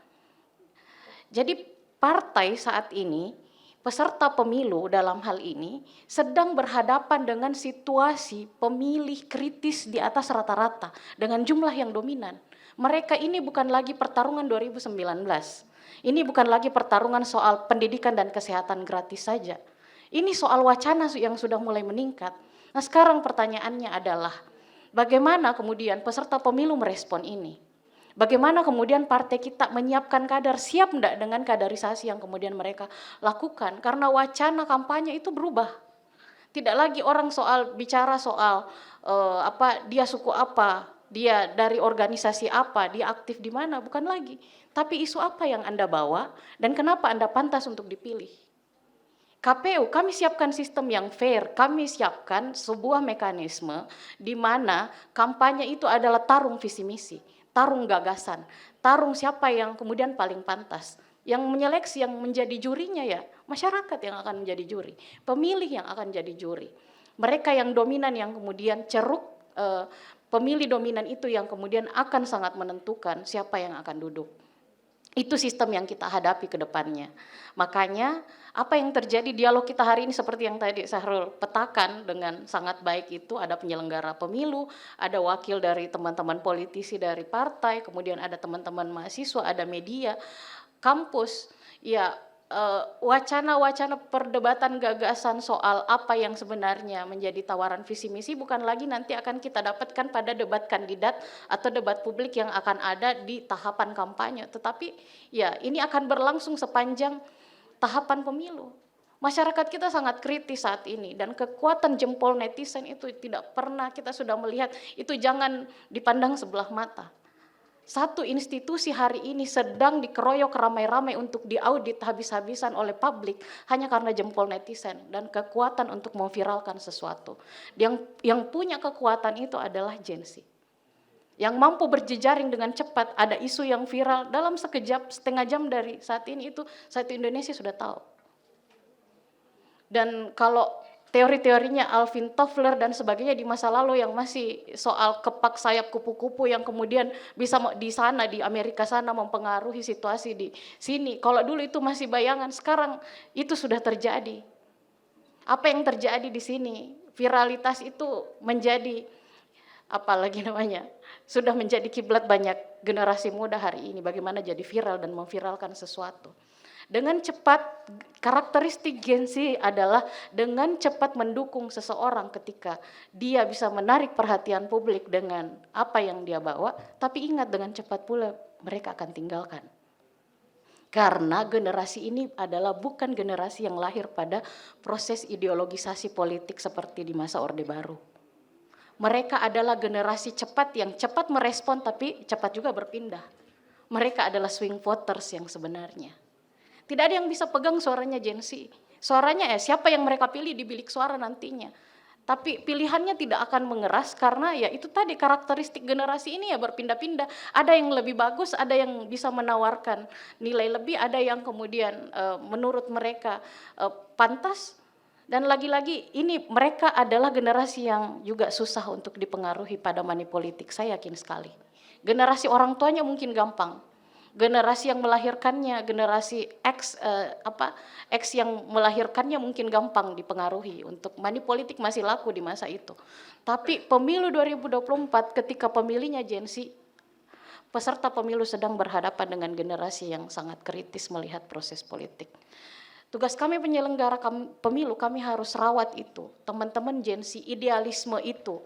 Karena kita berharap bahwa regenerasi politik kita ke depannya akan semakin baik. Proses demokrasi kita ke depannya akan semakin baik.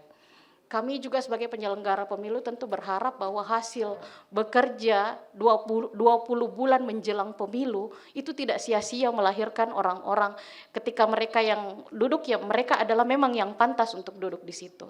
Mereka yang jelas punya kepentingan, jelas berpihak pada kepentingan publik, jelas pada arah kebijakan mereka bahwa kepentingan publik adalah di atas segala-galanya dari apa yang kemudian lahir dari pena nantinya ketika mereka menggoreskan tanda tangannya. Jadi itu tantangannya. Dan KPU saya kira kami sudah jalan mulai dari sekarang. Tugas kami selain melayani pemilih menggunakan hak pilihnya, kami harus siapkan pemilih untuk kemudian mereka siap. Dan kami berharap teman-teman aktif juga jangan kemudian apatis. Karena ketika Anda apatis, ketika Anda apolitis, Anda mempersilahkan orang yang tidak pantas untuk duduk. Anda memberikan ruang bagi mereka yang tidak pantas untuk duduk. Karena suara kritis memilih untuk mengambil jarak dengan proses politik resmi dan konstitusional yang diberikan oleh negara. Jadi saya kira bukan zamannya lagi generasi muda Gen Z untuk mengatakan golput hari ini ya. Bukan seperti itu, tapi mari kita benahi negara kita, mari kita benahi demokrasi kita. Suara kritis satu, ditambah suara kritis yang lainnya, ditambah suara kritis yang lainnya, mari berpartisipasi. Dan tunjukkan bahwa daya kritis Anda, idealisme Anda itu akan melahirkan memang pemimpin yang paling pantas untuk memimpin kita dan mewakili kita. Saya kira itu saya kembalikan kepada moderator. Terima kasih. Baik, terima kasih Kak Endang atas jawabannya. Wah, menarik sekali pemaparan dari Kak Endang. Selanjutnya mungkin masih ada teman-teman mahasiswa yang masih mau bertanya. Saya persilahkan satu orang lagi yang mau bertanya. Ada? Tidak ada? Sudah tidak ada? Ya. Boleh, silakan. Terima kasih.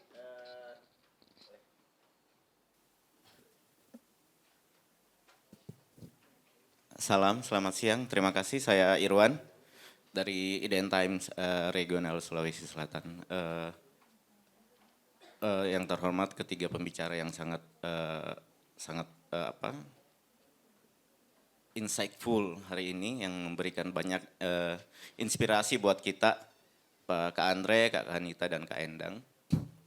Sangat menarik yang ada beberapa quote yang saya dengar tadi tentang generasi milenial, generasi Y yang baperan misalnya dibanding generasi Z, Gen Z yang sangat tangguh, yang suka spill the tea, ya kan, cepat menanggapi isu. Nah, kalau Kak Andre sendiri terkait isu lain-lain misalnya di DPRD Sulsel dengan statement bahwa Kak Andre memperjuangkan penolakan terhadap reklamasi itu.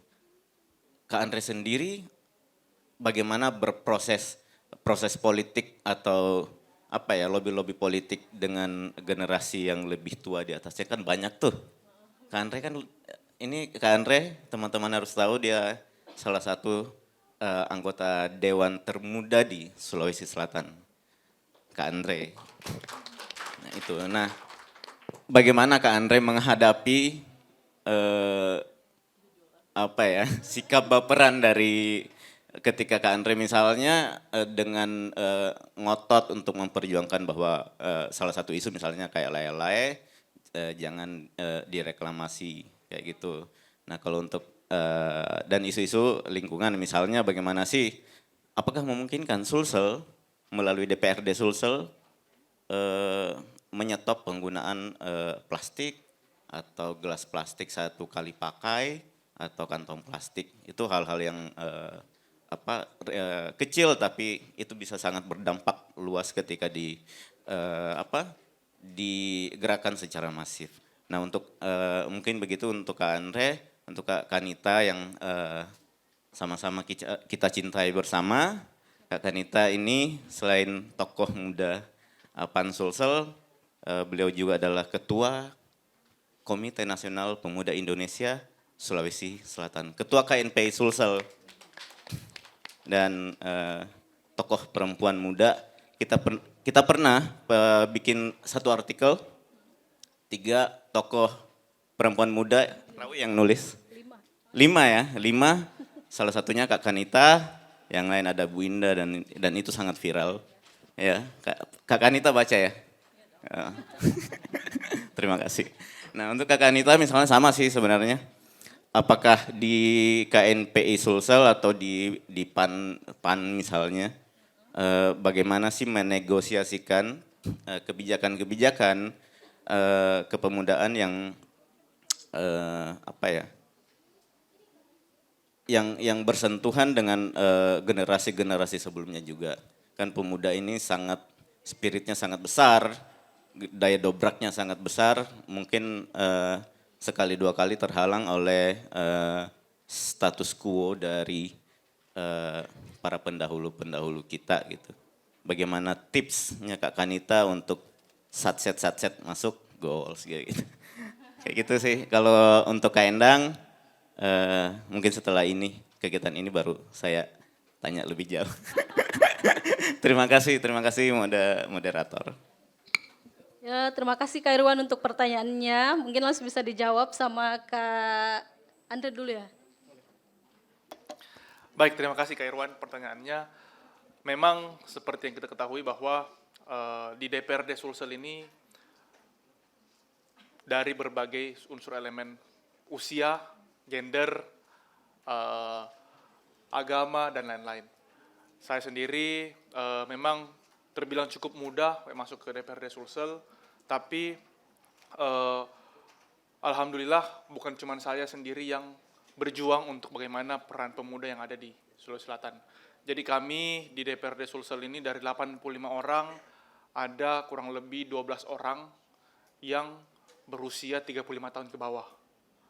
Jadi kami selalu bersama-sama kami buat sebuah grup tersendiri yang kita namakan Kaukus Pemuda Parlemen, yang mana terisi dari 12 anggota DPRD muda di bawah 35 tahun, terdiri dari beberapa fraksi yang lain. Kami selalu berkoordinasi, berkolaborasi untuk bagaimana kita sama-sama para pemuda itu saling memajukan satu dengan yang lainnya. Karena tentu dengan support bantuan sama-sama pemuda, tentu itu yang kita bisa lakukan untuk bagaimana menyeimbangi para senior-senior, para pendahulu-pendahulu yang sudah lama berkecimpung di dunia politik. Tetapi sebenarnya pada dasarnya politik ini adalah bagaimana negosiasi, bagaimana cara kita untuk saling berdiskusi untuk dapat bisa menyuarakan pandangan-pandangan dari kita. Karena bila kita memiliki pandangan yang memang memiliki hal yang masuk akal dengan pemikiran mereka, tentu walaupun mereka usianya terbilang jauh, tapi mereka memikirkan bahwa ini hal yang make sense untuk bisa dilakukan dan perlu diperjuangkan, mereka tentu akan ikut bergabung dalam poros perjuangan tersebut. Untuk seperti contoh perjuangan Kepulauan Lailah ini, reklamasi Lailah ini, saya yakin dan percaya bukan cuma hanya saya yang akan memperjuangkannya. Tentu hampir seluruh anggota DPRD perwakilan dari dapil tersebut pasti akan memperjuangkan dan menyuarakannya. Karena ini mengenai hajat hidup masyarakat di sana. Kita tidak boleh melupakan bahwa kita ini sebagai anggota DPRD terpilih karena mereka ada di sini menjadi anggota DPRD karena mereka yang memberikan suaranya kepada kita sehingga kita ada menjadi anggota DPRD, maka hal itu tidak boleh kita lupakan dan kita tidak boleh tinggalkan.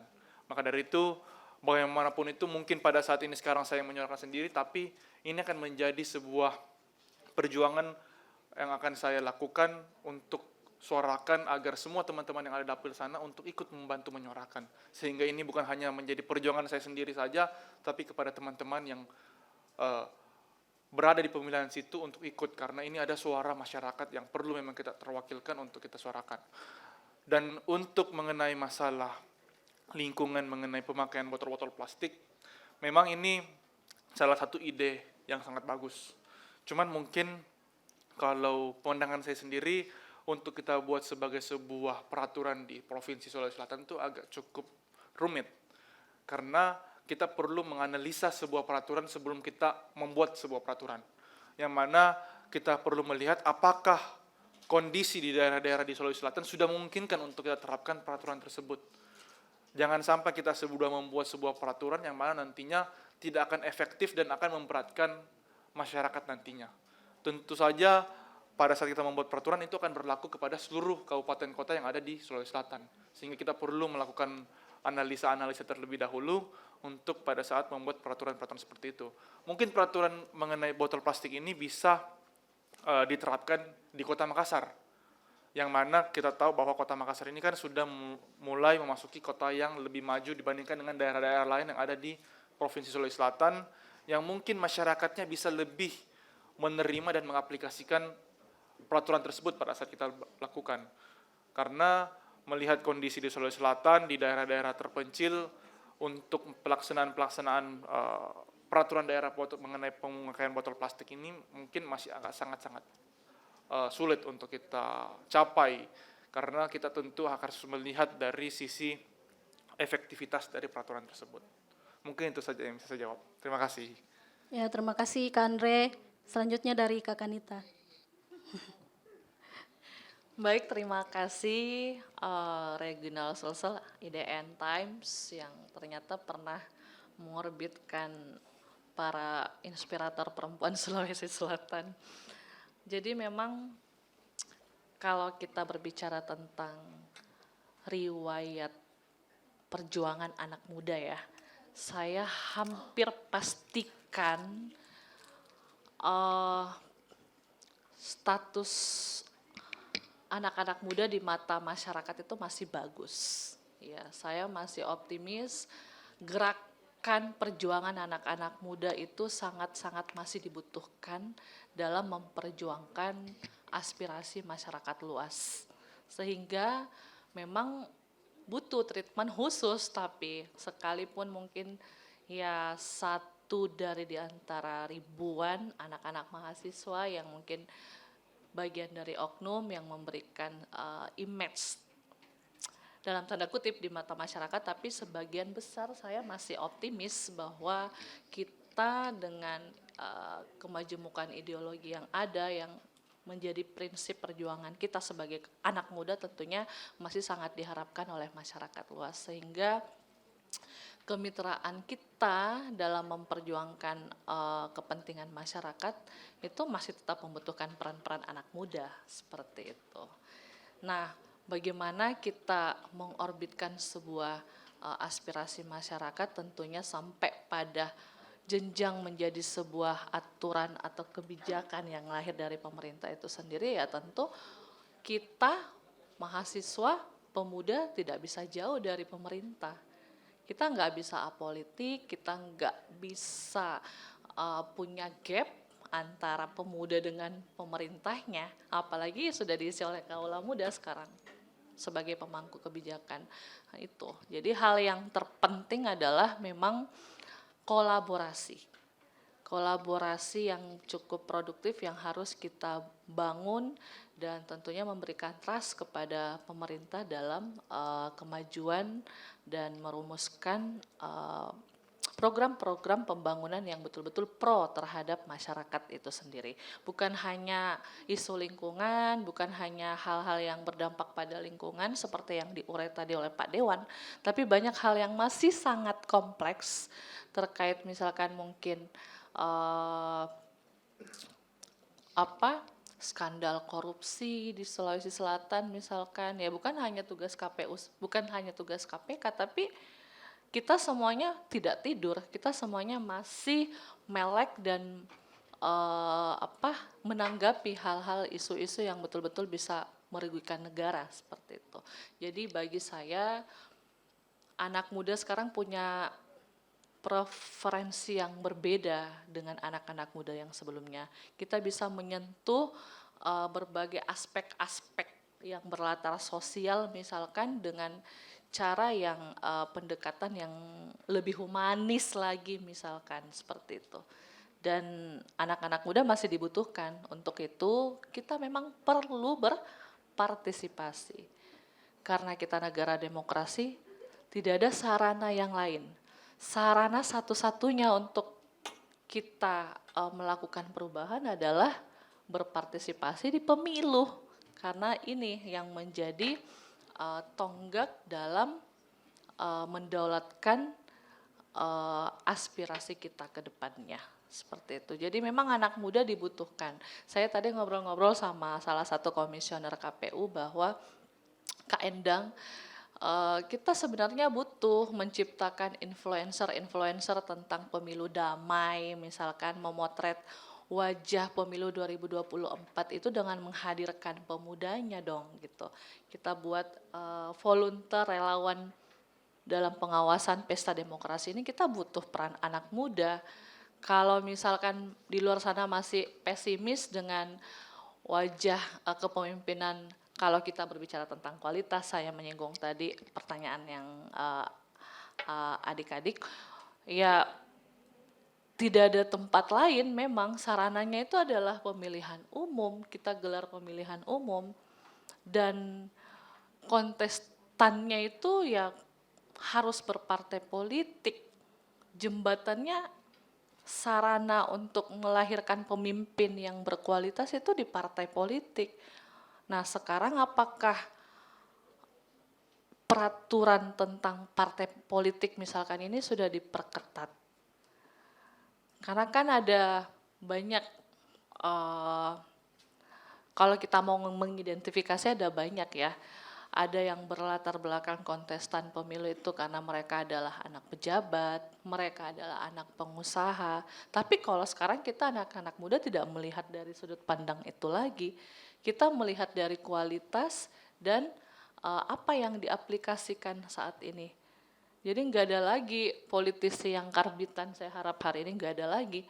Karena kita sudah bisa menjangkau seperti apa sih calon pemimpin masa depan ini yang akan menjadi peserta pemilu, itu sudah mudah diakses, apalagi nanti KPU mungkin bikin aplikasi tersendiri terkait seperti apa wajah pemimpin yang ideal untuk Sulawesi Selatan misalkan. Itu sudah bisa kita akses.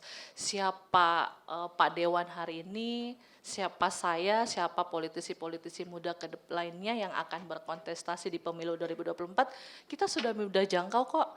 Cukup kita akses Instagramnya, sosial medianya, kita tahu aktivitasnya, oh betul, dia turun, dia bermasyarakat, dia humanis, dia paham betul tentang kompleksitas permasalahan yang ada seperti itu. Jadi tidak ada lagi gap-gap bahwa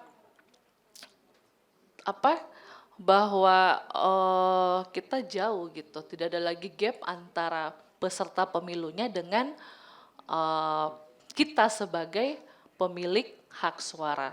Semuanya sudah bisa mengakses tentang wajah pemimpin masa depan itu seperti apa. Seperti itu ya. Dan yang utamanya adalah kalau saya, sekarang kan KPU sudah menetapkan nih banyak partai politik. Ya tentunya partai politik ini harus menjemput kecenderungan anak milenial itu seperti apa gitu. Kalau saya ditanya, Bang Andre, Pak Dewan ditanya, ya tentunya saya nggak ada jalan lain gitu. Bang Andre ini adalah sosok pengusaha muda. Tapi dia nggak berhenti berjuang sampai situ aja. Karena mungkin dia punya orientasi ke depan bahwa untuk melakukan hal-hal yang mulia itu tidak hanya sampai di sini. Kita butuh terjun ke politik untuk melihat bahwa banyak hal-hal mulia yang bisa kita lakukan. Saya juga mungkin seperti itu. Saya dari kuliah saya sudah berpartai politik malah. Karena saya punya, nah ini juga kita krisis ketokohan. Kita memang butuh panutan, butuh inspirator tokoh-tokoh pemuda yang bisa kita jadikan pedoman dalam bagaimana kita bergairah deh di pemilu besok gitu. Kalau saya ya saya ayah saya. Ayah saya adalah seorang akademisi, seorang dosen, bukan berlatar dari konglomerat, bukan. Beliau adalah seorang dosen dari salah satu universitas Islam di Makassar.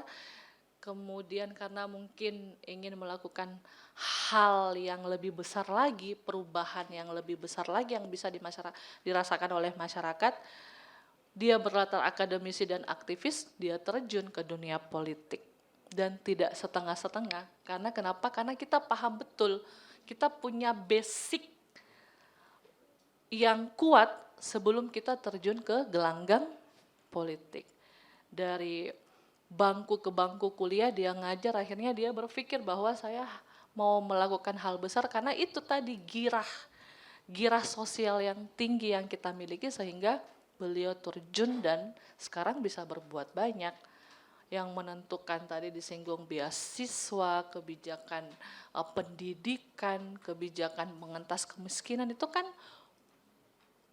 apa? Pucuk tertingginya itu adalah kebijakan tertinggi itu adalah di mana? Ada di DPR. Nah, sehingga bagi saya anak-anak muda hari ini yang sudah terjun di dunia politik, mereka pasti paham betul.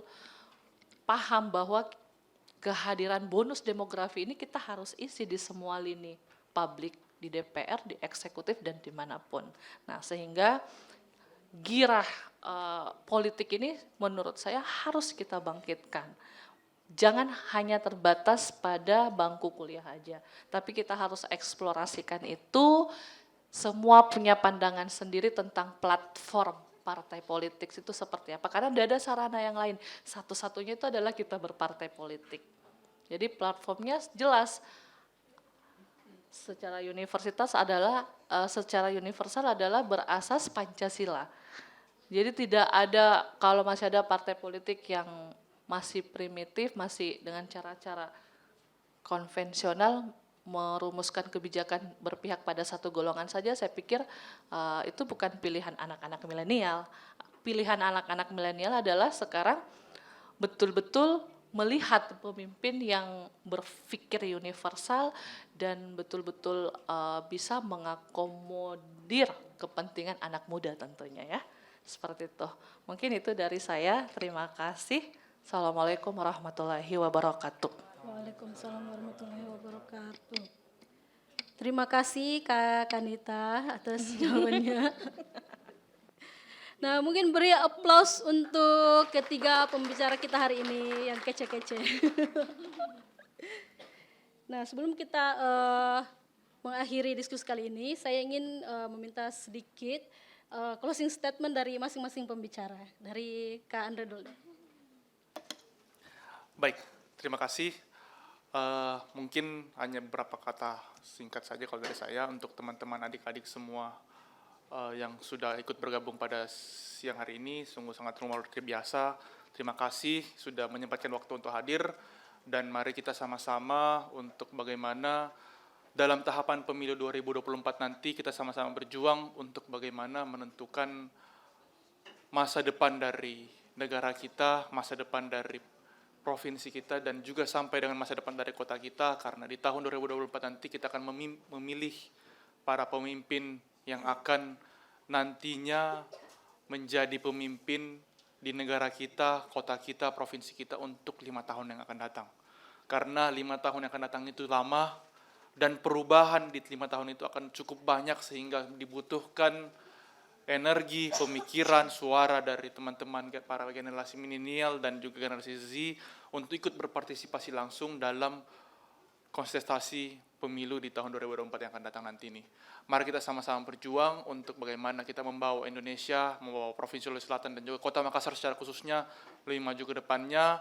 Kita sama-sama ikut mensosialisasikan mengenai pemilu di tahun 2024 kepada teman-teman kita, kepada keluarga-keluarga kita, dan kepada seluruh kerabat kita yang tidak sempat hadir pada kesempatan siang hari ini, agar kita bersama-sama menyukseskan pemilihan nantinya di 2024 yang akan datang. Karena satu suara itu sangat berarti untuk menentukan 5 tahun yang akan datang. Jangan sampai kita salah memilih ataupun salah menentukan pilihan karena nasib negara dan provinsi dan kota kita ada di tangan kita semua. Mungkin ini saja dari saya. Terima kasih banyak. Wassalamualaikum warahmatullahi wabarakatuh.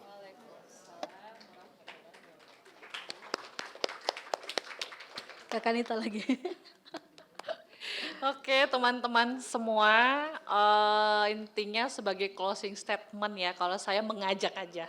Intinya saya mengajak karena ini temanya adalah partisipasi pemilu, tentunya saya mengharapkan adik-adik semua teman-teman mahasiswa di sini jangan memelihara karakter kritisnya itu di ruang-ruang kampus saja, di jalan-jalan aja.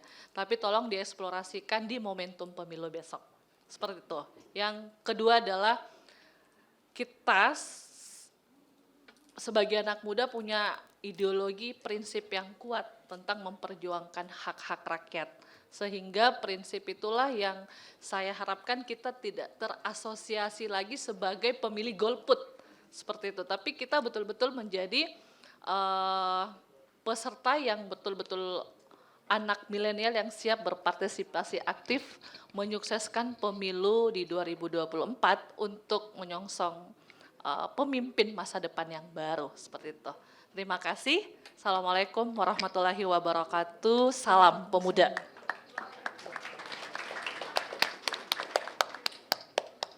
Dari Kak Endang. Ya. Terima kasih moderator. Karena mewakili penyelenggara pemilu, teman-teman semua, tentu yang pertama adalah ajakan, kami mengajak teman-teman semua untuk berpartisipasi aktif di tanggal 14 Februari 2024 nanti. Jangan sia-siakan hak suara yang dimiliki ya, datang ke TPS, gunakan hak pilihnya. Jangan golput, jangan apatis, jangan apolitis, jangan golput, jangan jadi golongan penerima uang tunai. Say no to money politik. Kemudian yang paling penting adalah Gen Z aktif berpartisipasi dan suaranya tidak dimobilisasi. Ya, kira demikian. Kembali ke moderator. Terima kasih Kak Endang. Nah, sekali lagi berikan tepuk tangan untuk ketiga pemateri kita hari ini.